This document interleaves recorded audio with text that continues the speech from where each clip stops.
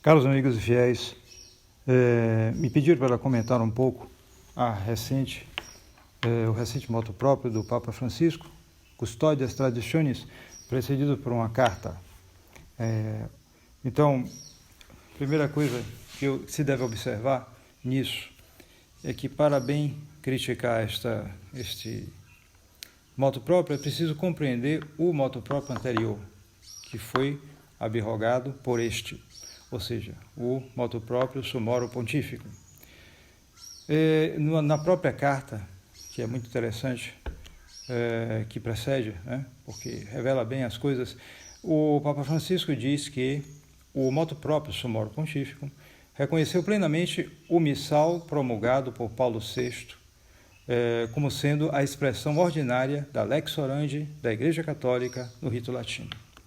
Então, todos aqueles que aceitaram o Summorum Pontificum e entraram nesse caminho, o caminho do acordo, do acordismo, eles implicitamente, e às vezes mesmo explicitamente, reconhecem o missal de Paulo VI como expressão ordinária da lex orandi da Igreja Católica de rito latino. E isso vai de encontro diretamente ao que é dito por um dos documentos mais importantes, uma das obras mais importantes que começou justamente a resistência à missa de Paulo VI, já antes dela ser promulgada, que foi o prefácio da carta a Paulo VI dos cardeais Ottaviani e Batti. Isso ficou conhecido como o breve exame crítico do novo Ordo Missae. Nesse prefácio, os cardeais diziam o seguinte: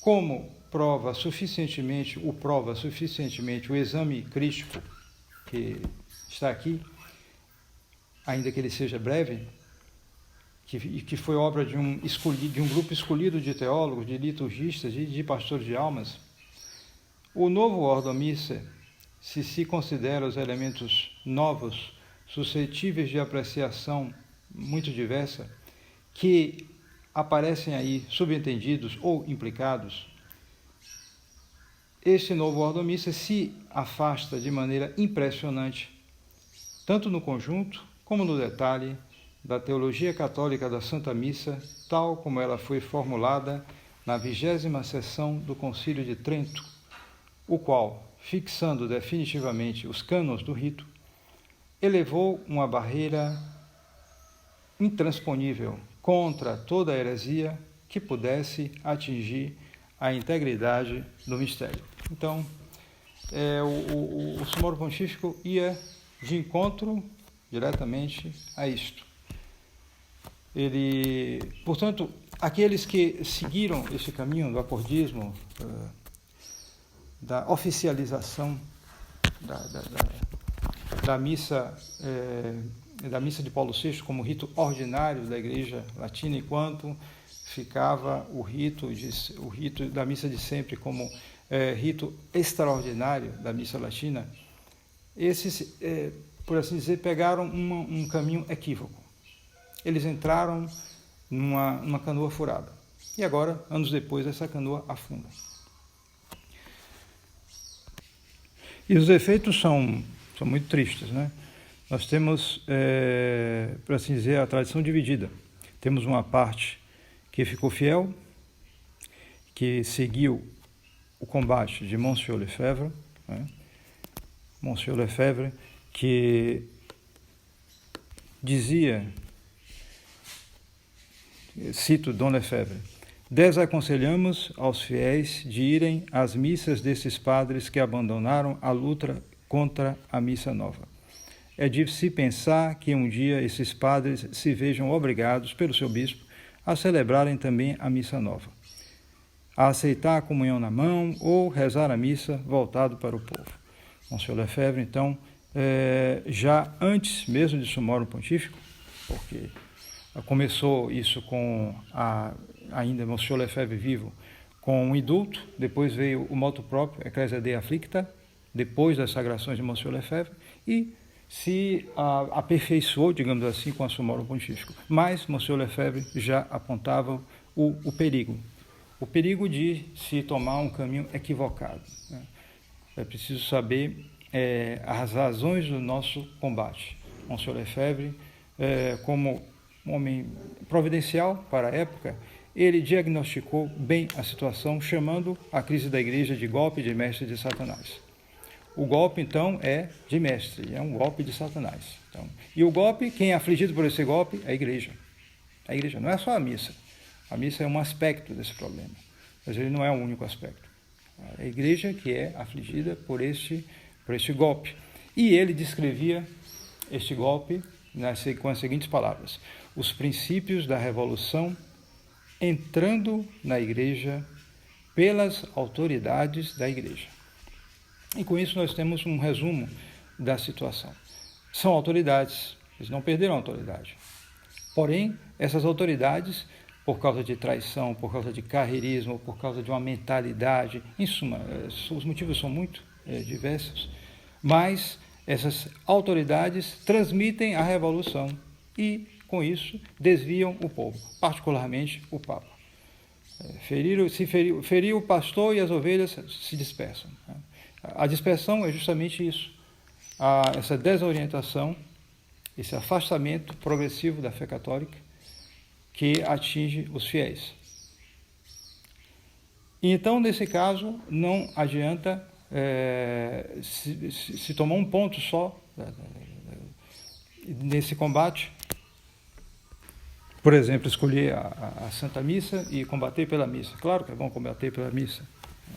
Combater por este ou aquele sacramento também é muito bom. Combater por essa ou por aquela doutrina, por certos valores, tudo isso é bom, mas nosso combate é primeiro pelo catolicismo. E precisamos compreender que a igreja está ocupada justamente por esta seita modernista. E com isso há um perigo iminente para a fé. E nós temos um exemplo na Escritura, né, um exemplo pequeno comparado com o que nós passamos, mas que ilustra, que é o caso da resistência do próprio São Paulo a São Pedro, quando, por ocasião de... está narrado no livro dos Gálatas, né, segunda epístola aos Gálatas, São Pedro se comportou de uma maneira um tanto dissimulada em Antioquia. Então, São Paulo resistiu publicamente a São Pedro. E nós temos o doutor comum, São Tomás de Aquino, que, analisando esse episódio na Suma Teológica e também no seu comentário à Epístola dos Gálatas, ele diz o seguinte: primeiro, deve-se observar que, se a fé está em perigo, um súdito deve repreender seu prelado, mesmo publicamente. E assim Paulo, que era súdito de Pedro, o repreendeu em público, por causa do perigo iminente e escândalo relacionados à fé. E depois, no seu comentário à epístola, essa mesma epístola aos Gálatas, ele diz o seguinte: o apóstolo se opôs a Pedro no exercício da autoridade, não na sua autoridade de governar. Então, essa é a situação que nos encontramos hoje, de uma maneira muito mais ampla, porque o exercício dessa autoridade está viciado pela mentalidade liberal que encheu todo o Vaticano II, né, que se colocou como um concílio falsamente pastoral, que não quis explicitamente definir nenhum dogma, mas cuja mentalidade se espalhou pelas autoridades, e essas autoridades agora querem impor isto aos fiéis. E utilizam vários meios. Um dos principais é a liturgia, sem dúvida. A reforma litúrgica está realmente no centro de tudo isso, mas não é a única coisa. Então, eis aí esse acontecimento triste, mostra justamente que é uma canoa furada e que nós temos que seguir o caminho da fidelidade à igreja de sempre, que nos levará realmente à marginalização, sim, né? Mas essa é a perseguição, o sofrimento que nós temos que passar nos dias de hoje, para sermos fiéis à igreja de sempre e salvarmos nossas almas.